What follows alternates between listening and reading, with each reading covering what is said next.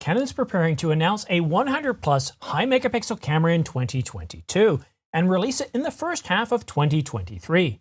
Details coming up, but first I encourage you to subscribe and choose all notifications so you're kept informed on the latest camera gear, news, and rumors.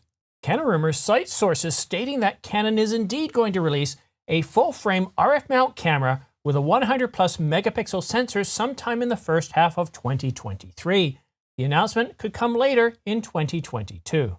This is a CR3. When Canon Rumors puts out a rumor or a post and it's stated as a CR3, that means it's coming from multiple sources that have been validated, so we can almost treat it as fact. Previous rumors had stated that this high megapixel camera was basically going to be based on the Canon EOS R5, so we'd get a different variant, and this makes an awful lot of sense. Let's go back in time to 2015. We had Canon release two cameras, the Canon 5DS and the 5D SR. Both of these were based off the current Canon 5D Mark III. So what can we expect in terms of specifications? Well, there's a lot of conjecture here, but just bear with me. If we look back at the original 5DS and the 5D SR, a 50 megapixel camera, it was capable of 5 frames per second continuous shooting, and that was based on the technology of the day. And it's not quite 10 years ago, but sensors have improved dramatically. We now have backside illuminated stacked sensors that can, well, move an awful lot of data, and we've got CF Express Type B card slots that can sustain a data write of 1.48 gigabytes per second, so we can move a lot of data. But the question is, what kind of architecture is Canon going to use? Are they going to base or use the same processor found in the Canon EOS R5, which isn't backside illuminated or stacked? It's pretty fast, and coupled with the Digic X processor, it can record 8K video up to 30 frames per second raw, and it can shoot 20 frames per second continuous shooting electronic mode. However, coming out with a new sensor that's backside illuminated and stacked would make a huge improvement and allow Canon to push not only 5 frames per second, but potentially 10 frames per second at over 100 megapixels. But to be able to do this, we have to wonder, well, how much of this camera is going to be based on the R5? And as far as image processors go, well, Canon could go ahead and put 2 image processors in this camera. The Digic X is a very fast processor, and certainly putting 2 of them in would help them be able to process an awful lot more data and do so very quickly. However, we are also getting ready for a development announcement of the Canon EOS R1. Will it get the Digic X processor, dual Digic X processors, a Digic X Plus or a Digic 11? And whatever Canon's putting in that image processor, would that image processor potentially go in the Canon EOS R5s, that 100 plus high megapixel camera? The Canon EOS R5s is definitely going to have dual pixel autofocus, the same autofocus system we saw updated in the Canon EOS R5 with firmware 1.4.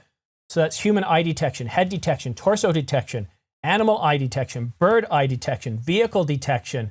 I mean, everything but planes and boats. Oh, and UFOs. So I don't know if we're going to get UFO detection, but with a 100 plus megapixel sensor, if it does UFO detection, maybe, just maybe, we'll get sharper, more detailed images instead of these blurry, washed out, white overexposed images.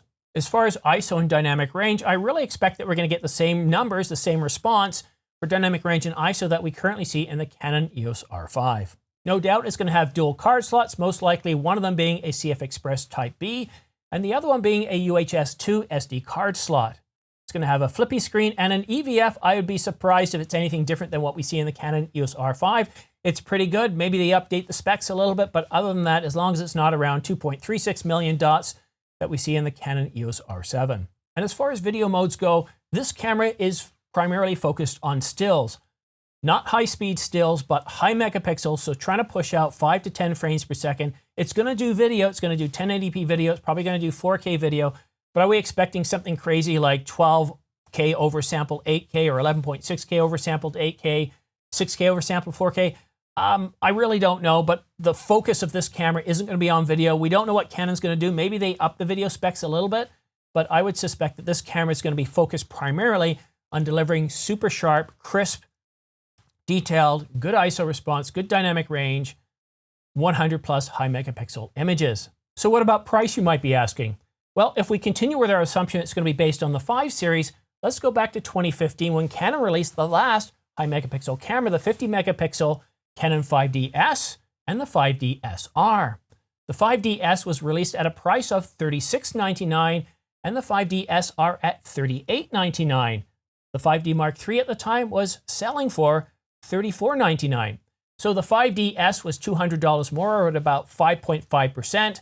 So if we take the current price of the Canon R5 at $38.99 and multiply that by about 5.5%, we get a number of $41.99.